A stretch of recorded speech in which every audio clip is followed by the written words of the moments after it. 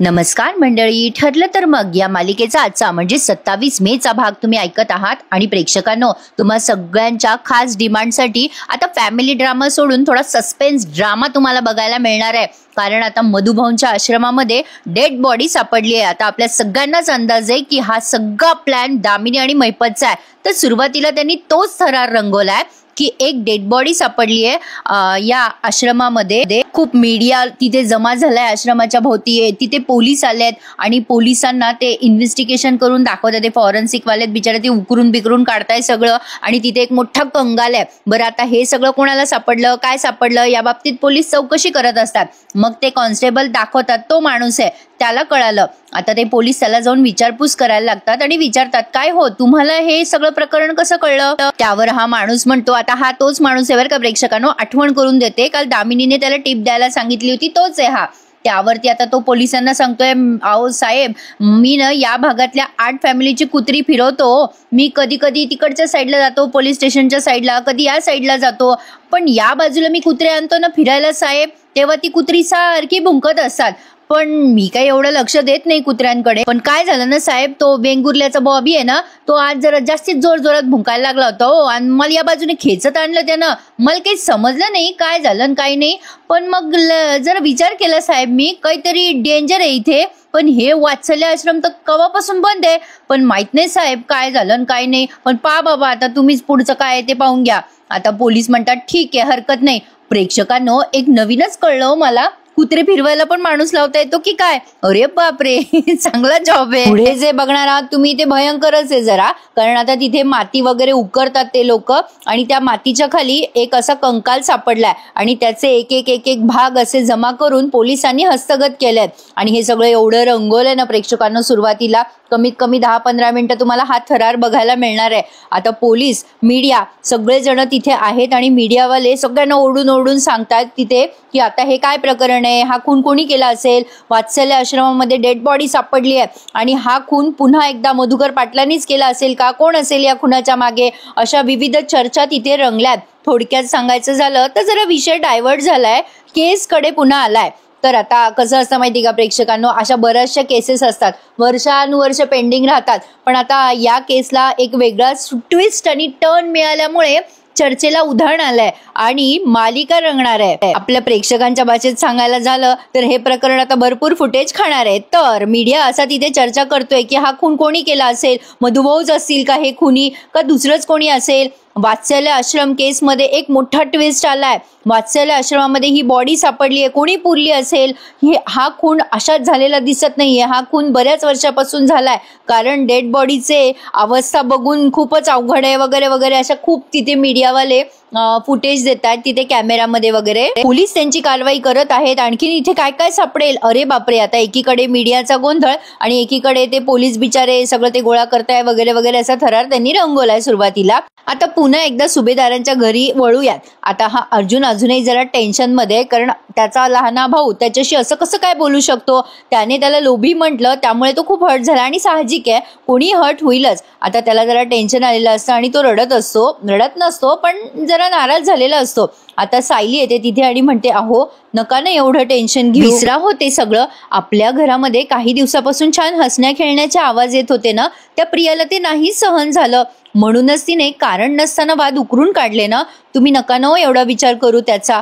त्यावर अर्जुनने छान उत्तर दिलं बरं का। अर्जुन म्हणतो, अगं सायली, मला ना त्या तन्वीच्या वागण्याचं वाईट नाही ग वाटलं, मला माहितीये ती तशीच आहे, पण माझ्या भावाचं काय ग, अश्विन माझा भाऊ, तो त्याच्या बायकोचं एवढं कसं काय ऐकू शकतो? नाही, त्याची बायको 2 भावामध्ये मुद्दाम भांडणं लावतीये, हे त्याला कसं काय कळत नाहीये ग सायली। पण खरंच अवघड आहे नाही प्रेक्षकांनो, म्हणजे काही घरं या गोष्टींसाठी अपवाद असतील, बऱ्याच ठिकाणी जावा अगदी आनंदाने राहतात, पण बऱ्याच ठिकाणी जावांचे भांडणं असतात बरं का। अवघडच आहे बाबा, 2 भाऊ एवढे लहानपणापासून एकत्र राहतात आणि एका व्यक्तीच्या येण्यामुळे असं कसं अविश्वास दाखवतात एकमेकांवर, अवघडच आहे सगळं। याला परिस्थिती जबाबदार असते असं म्हणायला हरकत नाही। चला, तर आता सायली म्हणते, कळेल हो कळेल, त्यांना एक दिवस नक्की कळेल। अर्जुन म्हणतो, नाहीच कळालं माझ्या भावाला तर? सायली, तुला सांगू, खरं तर माझा अश्विन न एवढा मॅच्युअर्ड आहे ना, खूप समजूतदार आहे तो, पण लग्न झाल्यापासून तो असा का वागतोय मूर्खासारखा, कळतच नाहीये। त्यावर सायली म्हणते, हे बघा अहो, ते ना त्यांच्या बायकोची बाजू घेताय, नवऱ्याचं कर्तव्य करतायत ते, पण दुर्दैवाने हे सगळं ते खूप आंधळेपणाने करतायत. अर्जुन म्हणतो हो, बायकोची बाजू घेताना त्याला एकदा पण त्याच्या सख्ख्या भावाचा विचार नाही करता आला. त्याला वाटलं नाही की त्याचा भाऊ कसा आहे. त्याने लोभी म्हटलं मला. तो असा कसा विचार करू शकतो. मी लोभी आहे, मी पैशाचा लोभी आहे. आता त्याला जरा डोळ्यात पाणी आलंय. आणि आता इकडे बघा हा फरक कसा असतो, त्यांनी असं दाखवलंय या दोन्ही सीन मध्ये. सायली त्याला समजवतीये की सगळं छान होईल, नीट होईल, पण त्या उलट प्रिया बघा, प्रिया अश्विनला कशी भडकवतीये. आणि खरंच ना प्रेक्षकांनो, हा एवढा डॉक्टर आहे, एवढा समजूतदार आहे, आणि हा अश्विन या प्रियाच्या एवढ्या कसं काय इन्फ्लुएन्स खाली येतोय. असो, त्याशिवाय मालिका कशी वाढेल म्हणा. गमतीचा पार्ट झाला हा. पण खरंय, असं वागणं बोलणं हे चुकीचंच आहे अश्विनचं. एकीकडे सायली त्याला पॉझिटिव्हली समजवते अर्जुनला, आणि दुसरीकडे बघा ही प्रिया त्याला कशी निगेटिव्ह विचार घालते त्याच्या डोक्यात. अश्विन म्हणत असतो, अगं दादाला ना लहानपणापासून सगळं हातात द्यायची सवय, पण मला एखादी पेन्सिल जरी पाहिजे असेल ना तर 10 वेळेला मागायला लागायची, आणि त्याला तर सगळं मागायच्या आत त्याच्याजवळ हजर असायचं. असं नाही वाटत आहे का प्रेक्षकांनो, अश्विन कुठल्या कुठे बोलतोय. लहानपणीचं आता काय आलं, आता तसं होतच असतं. प्रत्येकाची परिस्थिती थोडी सारखी असते. आता आमच्याकडे पण, आता माझी मुलगी सगळ्या गोष्टी नवीन नवीन मागते. माझ्या मुलाला आहे समजूतदारपणा, तो म्हणतो नको राहू देत मला जे आहे ते. आता एक दप्तर तो 3 वर्षापासून वापरतोय, पण त्याचं दप्तर अजूनही खराब झालेलं नाहीये. माझ्या मुलीला दरवर्षी दप्तरं लागतात. असं थोडी असतं, प्रत्येकाचे स्वभाव वेगवेगळे असतात ना. असं जर लहानपणापासून मुलांच्या मनात घालत गेलं ना तर हे असे भांडणं होतात मग मोठेपणी. आधीच समजूतदारपणा असायला हवा. असो, मी एक उदाहरणार्थ म्हणून सांगितलं. तर आता प्रिया बघा, प्रिया म्हणते काय रे अश्विन, तुला लहानपणापासून सगळ्या तुटलेल्या फुटलेल्याच वस्तू मिळायच्या का? तुला आधीपासून या घरात मान नव्हता का रे? अश्विन म्हणतो हो न ग, कधीच मान नव्हता मला, आणि आधी माझ्या लक्षात नाही आलं, मी लहान होतो ना त्यामुळे. पण आता लग्नानंतर कळतंय मला की दादाच्या वागण्यातच दिसतंय त्याला ना मोठेपणा हवाय, आणि आता तर अचानक त्याला मी त्याचा कॉम्पिटिटर वाटायला लागलोय. असं कधीतरी अर्जुन बोलला का याला प्रेक्षकांनो? अर्जुनच्या बोलण्यातून तरी कधी असं त्याने दाखवलं का? काही पण बोलतोय हा अश्विन. ही दीड शाणी प्रिया ती त्याला आणखीन समजवते, अरे जाऊ दे रे अश्विन, सगळ्यांकडे कुठे तुझ्यासारखं निर्मळ मन असतं. आपण मालिकेच्या पात्रांबद्दल बोलतोय बरं का प्रेक्षकांनो. आता ही प्रिया म्हणते, अरे अश्विन तू कसा आहेस ना ते त्या अर्जुन सायलीला कळण्या इतकी त्यांची लायकी पण नाहीये रे. आता तरी सुद्धा अश्विनला हे सगळं गोड गोड वाटतंय बरं का हिचं बोलणं. एकदा पण याला वाटत नाही की अशी काय बोलते आपल्या भावाबद्दल. एनिवे, तो स्वतःच इतका वाईट बोलतोय तर ती बोलते त्याच्यात काय नवल आहे. आता इकडे बघा, हा अर्जुन बिचारा विचार करतोय, लग्नानंतर असं कसं कोणी इतकं बदलू शकतं. कोणी ओरडलं की माझ्या बाजूने लपणारा, माझ्या मागे लपणारा माझा अश्विन. कोणी चॉकलेट दिलं तर अर्ध चॉकलेट माझ्यासाठी ठेवणारा अश्विन. परीक्षेत कमी मार्क पडले तर आधी मला सांगणारा माझा भाऊ अश्विन. कुठे गेलाय सायली, कुठे गेलाय? असं काय त्याच्या मनात माझ्या इतकं एवढं विष पेरलंय कोणी, काही कळत नाहीये मला. सायली आता तिला कळतंय की अर्जुन हर्ट झालाय, आणि साहजिक आहे प्रेक्षकांनो, हा सीन ते दाखवणारच होते. अर्जुन हर्ट होणारच होता. कुठल्याही मोठ्या भावाला वाटतंच ना की आपला लहान भाऊ असं का वागतोय. आता सायली बघा किती पॉझिटिव्हली समजवते. हा स्वभावाचा फरक आहे एवढंच मला सांगायचंय. त्यावर सायली म्हणते, हे बघा अहो, तुमचा भाऊ कुठेच गेलेला नाहीये, तो इथेच आहे. तो न फक्त झाकोळला गेलाय कारण त्याच्यावर प्रियाचा प्रभाव आहे. पण अश्विन भाऊजीच्या मनात ना तुमच्यासाठी खूप प्रेम आहे, आणि ते कधीच संपणार नाहीये. आता जरा रागाच्या भरात ते वेडं वाकडं बोलतायत, मान्य आहे मला, पण तुम्हा दोघांचं रक्ताचं नातं आहे अहो, ते कसं काय तुटेल? ते तुटणारच नाहीये कधीच. मग अर्जुन म्हणतो, सायली खरं सांगू, ते नातं जर तुटलं ना तर मी मोडून जाईल ग. मी माझ्यासाठी माझ्या भावाच्या नजरेत एवढा तिरस्कार नाही बघू शकत ग सायली, खरंच नाही बघू शकत. अर्जुनला आता सायली दिलासा देत असते की सगळं ठीक होईल, तुम्ही इतका विचार नका करू. तर असो, अर्जुनचं आता हे सांत्वन झालंय बरं का.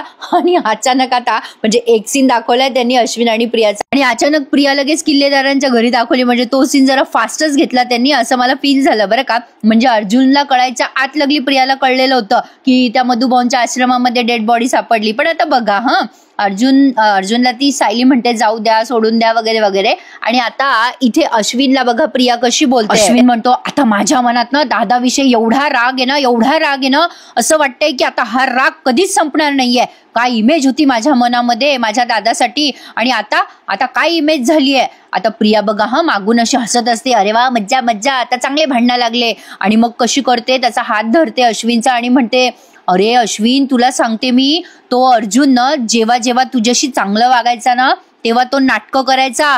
आज जे काही तो वागलाय ना बाहेर ते सगळं त्याचं खरं रूप आहे.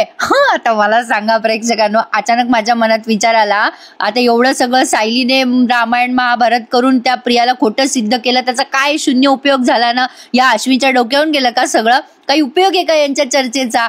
असो, आता अश्विन म्हणतो, अगं तन्वी, ते मला आत्ता कळतंय ना. पूर्वी मला असं वाटायचं की माझा भाऊ मला प्रोटेक्ट करतो, सपोर्ट करतो, पण आता कळतंय ग मला, तो फक्त आणि फक्त त्याची हुशारी मिरवत होता ग. अश्विनला कसं जमत नाही, कसं मी त्याची मदत करतो, हे सगळं तो दाखवत होता आतापर्यंत. प्रिया कशी बोलते बघा. जाऊ दे रे अश्विन, उशिरा का होईना तुझे डोळे उघडले ना. आणि आज सांगू का तुला अश्विन, तू जे काही स्टँड घेतलायस ना अर्जुन समोर स्वतःसाठी, तुला सांगते मी अश्विन, मला एवढा अभिमान वाटला बघ तुझा, काय सांगू मी. आता हटायचं नाही अश्विन मागे, आणि काहीही झालं ना अश्विन तरी धाकटे धाकटे म्हणून आता स्वतःला हिणवून घ्यायचं नाही. आता लगेच अश्विन म्हणतो, तन्वी तू माझ्यासोबत आहे ना? मग लगेच प्रिया म्हणते, अरे ऑफकोर्स अश्विन, मी तुझ्या सोबत आहे. मग लगेच अश्विन म्हणतो, मी आता कोणाचं काहीही ऐकणार नाहीये आणि तुझ्या नवऱ्याच्या स्वाभिमानाला आता कोणीही धक्का लावणार नाहीये. खरं तर प्रेक्षकांनो, या दोघांनी वेगळं होऊन जावं, मग येईल या प्रियाची मजा. म्हणजे हिला काही सुभेदारांच्या खबरच कळणार नाही आणि त्या अश्विनचे डोळे उघडतील, आणि जेव्हा याचे डोळे उघडतील तेव्हा याचं काय होईल बिचाऱ्याचं आपण कल्पना पण नाही करू शकत. केवढी भयंकर ही प्रिया, याला कळेलच लवकर. तर असो, आता पुन्हा एकदा मीडिया आश्रमाकडे दाखवलाय आणि सगळेजण चर्चा करताना दाखवलेत पत्रकार लोक. काही पत्रकार असं म्हणत असतात की हे जे मधुभाऊ आहेत ते सोंजवळ आहेत का कसे आहेत, नेमका यांचा चेहरा तरी कसा आहे. आता ती दुसरी पत्रकार म्हणत असते, या केसमध्ये अर्जुन सुभेदार आणि दामिनी देशमुख ह्या दोघांची नावे आहेतच, म्हणजे हे दोघेही आता बरोबरीने लढत आहेत, असं काहीतरी त्यांची चर्चा दाखवली बाबा. आणि आता एवढं सगळं हरिद्र झाल्यानंतर या अर्जुनला फोन आलाय चैतन्याचा. आता अर्जुन बसलेला असतो त्याचं काहीतरी काम करत. आता अर्जुन म्हणतो, हा चैतन्य बोल. चैतन्य म्हणतो, अरे यार अर्जुन, तू कुठे? तू न्यूज ऐकल्या की नाही? अर्जुन म्हणतो, कसल्या न्यूज, काय न्यूज? आता चैतन्य म्हणतो, अरे बाबा तू आधी न्यूज लाव आधी पटकन. मग अर्जुन म्हणतो, सायली माझा फोन कुठे ग, मला न्यूज बघायची होती. सायली म्हणते, का काय झालं? अर्जुन म्हणतो, चैतन्याने न्यूज बघायला सांगितलंय मला, बघू तर द्या काय झालंय. आता सायलीने तो फोन दिलाय अर्जुनला, मग ते न्यूज बघतो तो फोनवर आणि त्याला कळतं की आश्रमामध्ये एवढा सगळा तमाशा झालाय आणि त्याने सगळं ते ऐकल्यानंतर त्याच्या पायाखालची जमीनच सरकली आहे. पण त्याला कल्पना आहे की दामिनी असं काहीतरी करू शकते, त्यामुळे अर्जुनला आधीच कळलंय की हा दामिनी आणि महिपतचाच प्लॅन असणार. न्यूज एवढी भयंकर आहे ना की त्यामुळे टेन्शन येणं साहजिकच होतं, कारण आश्रमामध्ये अचानक अशी आधीच ते सेन्सिटिव्ह प्रकरण आहे आणि त्यातनं असं डेड बॉडी वगैरे सापडणं हे भयंकर आहे. आता असं एक अंदाज आहे प्रेक्षकांनो, दामिनीला काय वाटतंय की मधुभाऊ यामध्ये आणखीन अडकतील आणि केसचं वळण दुसरीकडे जाईल. हे सगळं दामिनी मुद्दाम अर्जुनला डायव्हर्ट करण्यासाठी करते, कारण तिला माहिती आहे प्रियाच्या विरुद्ध आणि साक्षीच्या विरुद्ध अर्जुनकडे भरपूर पुरावे आहेत आणि ते पुरावे दाखवून हा अर्जुन प्रियाला किंवा साक्षीला अडकवू शकतो, म्हणून तिने हे प्रकरण मध्येच आणलंय. आता या अर्जुन सायली न्यूज बघेपर्यंत एवढं तुम्हाला मध्ये सांगितलं बरं का मी. आता ते न्यूज बघतात आणि सायली एकदम रडायला लागते, अगं बाई हे काय आहे, आता मधुभाऊंना पुन्हा अटक होणार की काय? चैतन्य म्हणतो, हॅलो हॅलो, अरे अर्जुन बघितलंस का तू काय चाललंय ते? तो फोनवरच होता इतक्या वेळचा.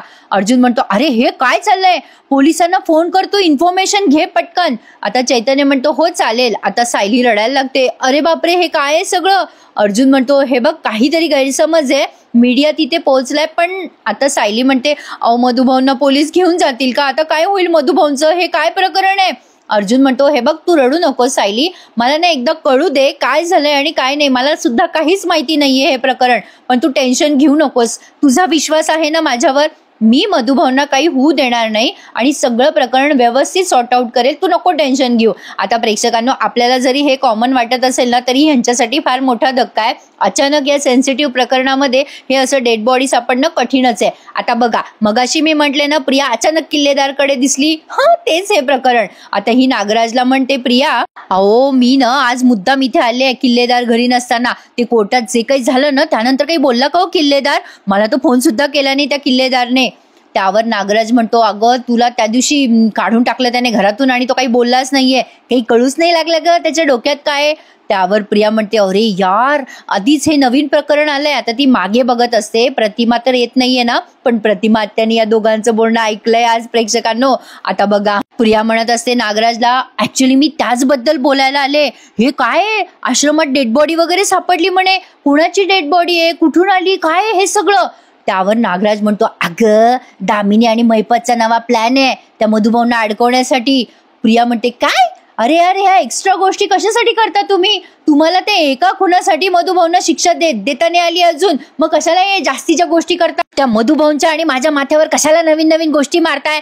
त्यावरती नागराज म्हणतो, तुझ्या माथ्यावर काय संबंध आहे? प्रिया म्हणते, नाही तर काय, तुम्ही असे बिंडोक प्लॅन करता आणि मग ते प्लॅन फसता आणि मग निस्तरायसाठी तुम्हाला माझीच मदत लागते ना.